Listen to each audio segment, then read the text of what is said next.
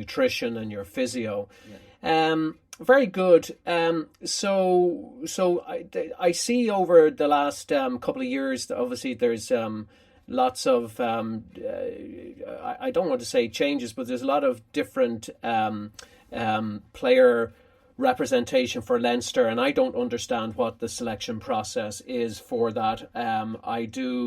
I do know maybe if you could pick your ideal team, it probably would be a lot different because certain players aren't available, Sam. So let's say everybody wanted Nat on the team. Nat can't be available. But what is the process when you want to be... So if you have a lot of our players, young players, maybe say late teens, early 20s, and maybe not as familiar household names, and they're thinking, I want to play for Leinster. How do they get selected? You know, John, your idea is as good as mine, because I don't know what way the team selections have gone. It's quite a controversial thing as well at the moment, in terms. But it's not a panel that select. Like, I mean, I'm sure in Badminton Ireland they have Michael Watt and Dan and whoever else. I'm maybe getting those names wrong, but there's a panel. They're able to say they have their criteria set. But so there's a combination of criteria. And then maybe there's a bit of a panel selection, because how does Jack and Mary, who are maybe aspiring one day, and it could be their highlight of their career to play for Leinster because of their level, and that's no disrespect, because Leinster, to play for Leinster is a fantastic thing, so there's not really a process, is there? There's not a panel. Is it done based on tournament results, or is it done based on perhaps maybe what gut feel is? Do you know what I mean? Yeah. So I think there's supposed to be a criteria. Okay. Whether that's used for all the teams or not, I'm not sure, but there is a criteria that is set out at the start of the year, which will indicate, showing up to training sessions, showing up to certain tournaments you have to play. And my idea was that from reading it, that you have to, get as far as you can in each tournament, and that's what the results are. It will be based off those results and showing up to the sessions. But again, a lot of the time that can be ignored, and certain players picked on teams, again, maybe not following that exact selection criteria. So that's when it kind of leaves, people asking, especially badminton as a sport. It's not the biggest sport, and people that mightn't be the highest level that can't get on the Irish team, you want to keep them in the sport. So you want to be encouraging them. You want to be encouraging them. Yeah, you're setting in criteria, so you want to stick to that criteria. You don't want to just be picking and choosing, in terms of like any player that you just want to pick. So again, to answer your question, I don't know exactly how it's picked. I know there is a criteria that's set out, but is it followed? I can't say it is. Yeah. And that's the honest truth. Again, this is all this is, the podcast, just me giving my honest opinion. Well, it's been a question that's come up on social media. I get some DMs in on Messenger. Obviously, that means I get some private messages, not just the ones that are in public. And I've found out over the last couple of months, quite a number of people asking me that question. Yeah. They're questioning me, why isn't another player on it, and why is this player on it, and why was this player asked and that player wasn't, and somebody then wasn't asked, and I'm kind of, that's why I thought I would ask you, Sam, since you've been here, and we're here on the Badminton Talk to talk badminton, but to try and understand the process, and to understand criteria and pathways, and perhaps if something is not clearly understood, maybe it needs to be explained much clearer, because I think maybe we could say that that's a grey area. Maybe I don't know if I'm right in saying that, but listening to you and what I'm hearing, I think that needs to be perhaps written into the website and explained more on the notes.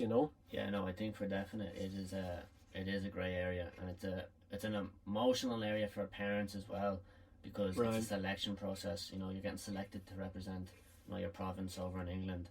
So, and a lot of these people that can't make the Irish team, a lot of them are putting in hard work, behind the scenes. So it's nice to give them the chance, especially if they're following the criteria that has been set out but not getting picked.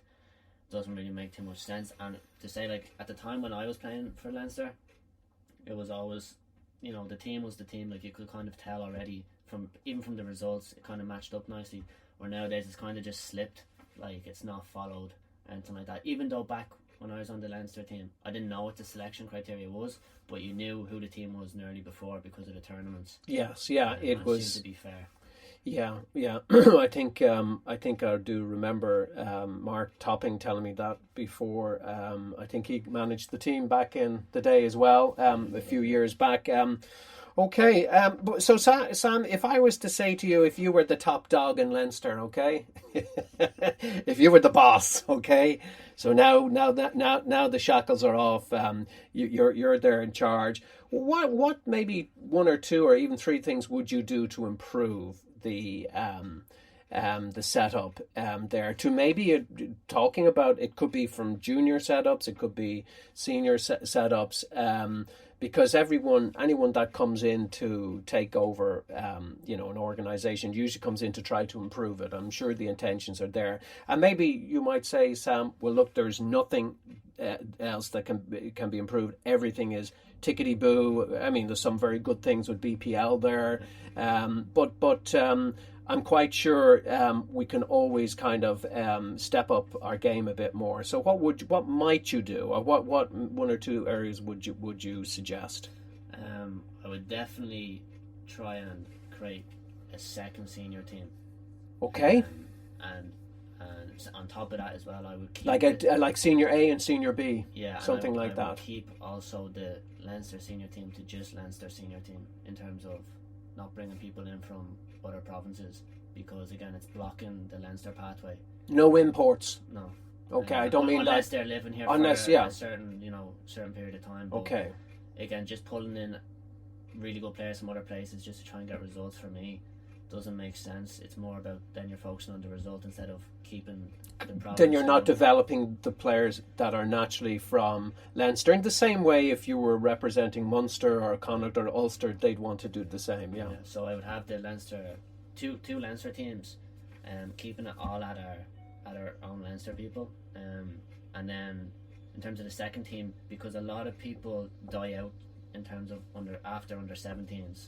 That's the age where a lot of people end up leaving the sport because there's nothing for them. They can't make an Irish team, so then can they make a Leinster team? No. Yeah. And then it goes out the door. So and there's a lot of talent as well that can still be good badminton players that mightn't make that highest team, and it's great if we can just try to keep them in the sport. Yeah. So having something like that where they can go away, represent their province, it still makes them feel in a way that I'm still here. I'm still doing something for the province instead of just I don't know what I'm doing. It would sound to me, Sam, that would be also much more transparent. Yeah. You would then know, like, if somebody was picked on a team, let's just talk, since we're talking about the Leinster team, you'd know that, well, they've come from the B team. They haven't come from anywhere. They haven't been just, say, picked out of the sky or whatever it might be. And I'm not saying that that's the case, but the more we understand the process, the better. So you'd have an A team and a B team, and that will almost get even more players hungry, because some people would be delighted even to make a B team. Yeah. And maybe one day they're rolled in to play a match out in the English leagues there, and that would be just like a day they'll never forget. Yeah, exactly. And it's just even for our younger players coming up to know that it's not I have to make this right to make it as a badminton player. There's other ways that you can enjoy it and still keep that competitiveness in it. So that was one way. Another way, or another thing that I would do if I could change things, would be I would really make sure that all the coaches have that are teaching kids, especially at Leinster level, have a really high understanding of all the techniques and are all kind of hemming off the same sheet. So whether that's all the coaches come together that are coaching young players, especially the younger, because the younger they are, if we can get them with the right techniques. So it's so important to get the right technique, isn't it, Sam, when they're young? And even so get that wrong and they could be on the wrong path for the future in terms of maximising their potential. Exactly, and that's what I've found. If I get a player young enough, not that I'm the best coach out there, but if I can get them young enough and get them into good habits, it's very easy to build a player. Yes. Where if you get someone that comes to you in their 12, 13, but they've been with a coach that's kind of not been teaching the correct way for a number of years. It's very hard because you have to unteach that, and that takes a lot of time, and then you have to reteach. So it just cuts out the long time period. So my thing would be to definitely try and get all the coaches up to a better understanding of the techniques, up to date, because everything is changing. Everyone hemming off the same sheet, but of course there's going to be different styles as well, which is, you're allowed to have your own style coaching.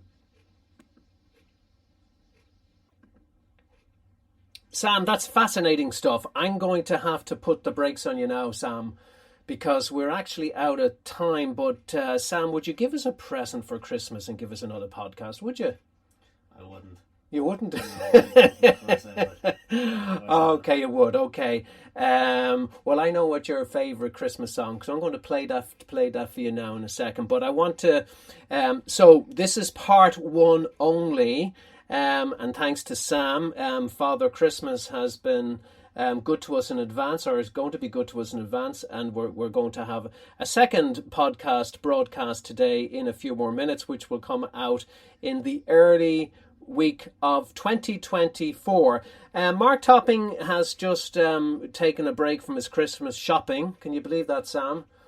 Yeah, God, if it's not talking, it's shopping. God, I don't know. Or coaching. Mark, do you want to say just a few words?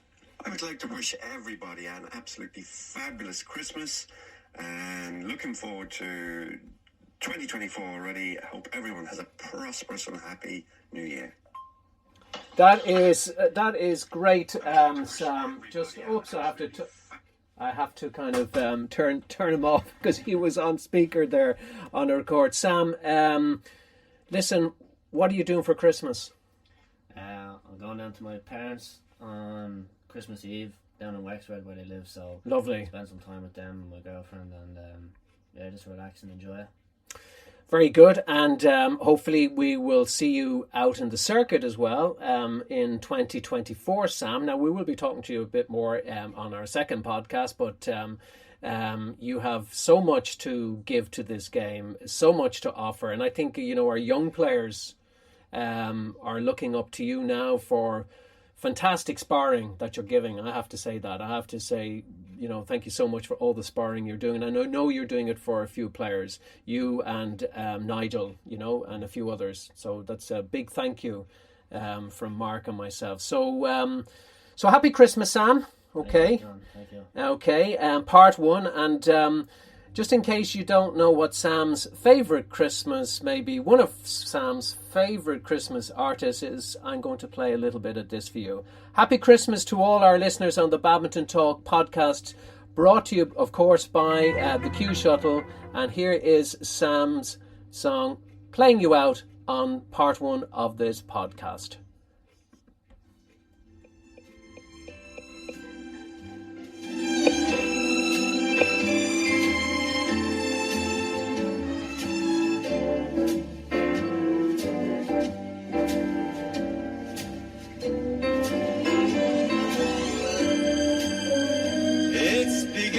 Look a lot like Christmas, toys in every store, but the prettiest sight to see is the holly that will be on your own front door. Happy to know. As we dream by the fire, face unafraid, plans that we made, walking in the winter wonderland.